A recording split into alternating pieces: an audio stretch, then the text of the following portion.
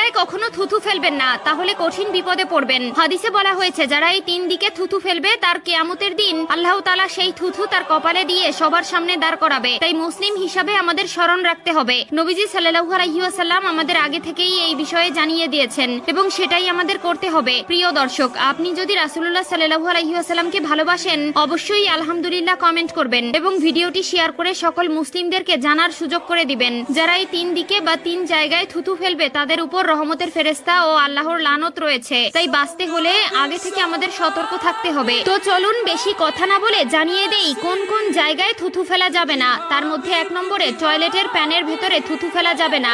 আমরা যে মুখ দিয়ে খাবার খাই আবার যেইখানে মলত্যাগ করি সেখানে সেই মুখের বস্তু ফেলা যাবে না। এখনকার দিনে অ্যাটাচড বাথরুম বেশি রয়েছে, যেখানে আমরা গোসল করি, অজু করি এবং টয়লেটে মলত্যাগ করি, সেখানে থুথু ফেলা উচিত নয়। বিশেষ করে টয়লেটের একদম মধ্যে থুথু ফেলা থেকে বিরত থাকতে হবে। এটা হলো আদবের খেলাপ। অবশ্যই আমরা প্রত্যেকটি জায়গায় রাসূলুল্লাহ সাল্লাল্লাহু আলাইহি ওয়াসাল্লামের সুন্নত মানার চেষ্টা করব।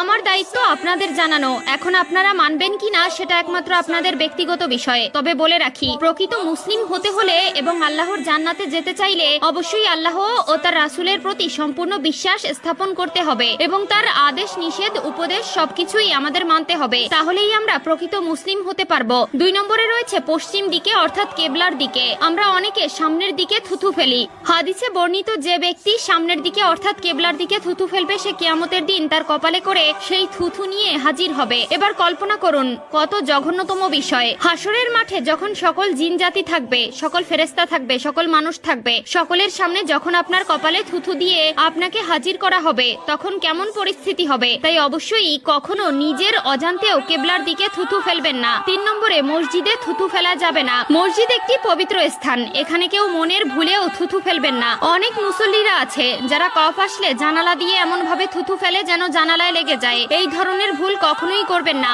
রাসূলুল্লাহ সাল্লাল্লাহু আলাইহি ওয়াসাল্লাম নিষেধ করেছেন। এই ধরনের লোক আমাদের সমাজে অভাব নেই। মসজিদ হলো আল্লাহর ঘর, সেটা পরিষ্কার পরিচ্ছন্ন রাখা আমাদের দায়িত্ব।